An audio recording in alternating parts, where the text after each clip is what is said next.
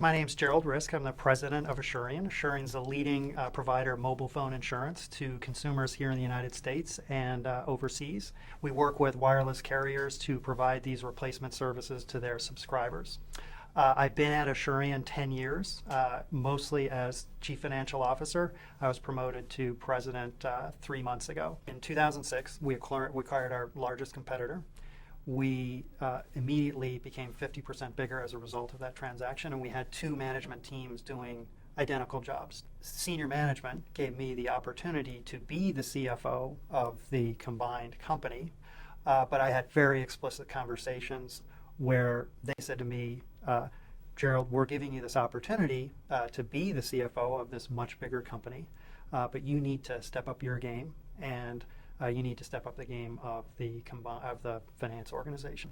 To up my performance, I began to work with Ben, the coach we selected, and he went through a process where he did a series of 360s, very intensive 360s, where he personally interviewed over 20 folks that I worked with at Asurion.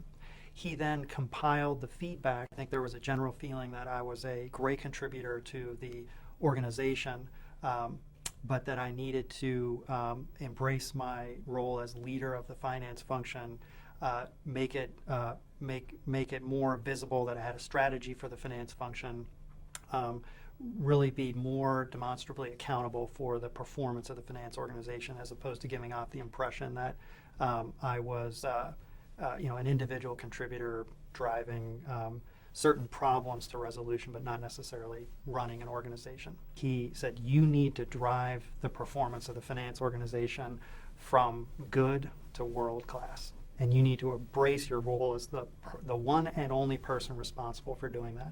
He said, one of your strengths is your competitive spirit. You do not want to fail. And turn that strength against this feedback. Prove to other people that you can change and you can be the leader that you want to be. You will not be here in a couple of years if you don't address the 4 things that we're about to talk about.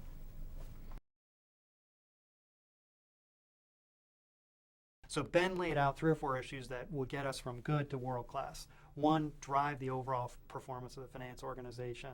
2, work on talent development. 3, improve your relationship with peers. And 4, change your communication style. I needed to change my communication style to be less task-focused, more open, more conversational, more seek to get feedback more from others, seek other people's opinions, which was something I hadn't necessarily focused on before. I just started setting up meetings with my peers that just involved no agenda, I wasn't trying to get a task accomplished. I was just trying to get to know these people better, get to know what was on their mind. And one of the first things I asked them was, to you, what does a world-class organization mean? A world-class finance organization mean? Help me define what it is you think we should be trying to accomplish in the finance organization.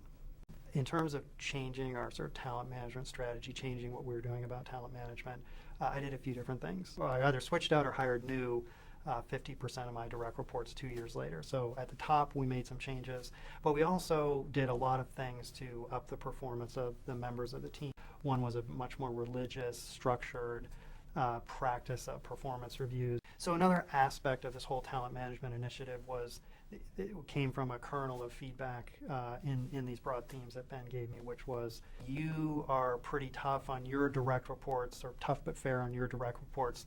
There's a feeling of, hey, does that cascade down in your organization, or people below, are your direct reports being, tough enough on their direct reports, et cetera.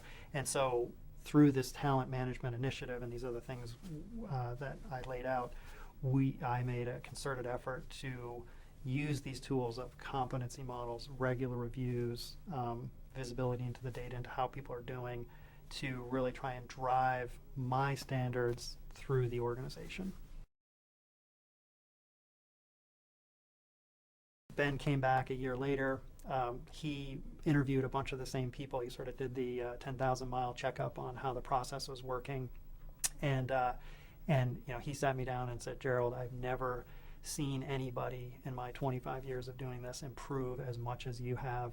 I am surprised and just so pleased for you. Now, you have these 10 other things you still need to work on, but great job. And then, of course, the success of my change in leadership style, the success of the organization, led to senior management's confidence in promoting me from CFO to president. I need to constantly change as a leader to lead the organization to success, especially if your organization is growing quickly, changing quickly. The leadership style that I had that was successful when it was 25 million in sales, 75 million in sales, clearly wasn't working as we got bigger and more complex.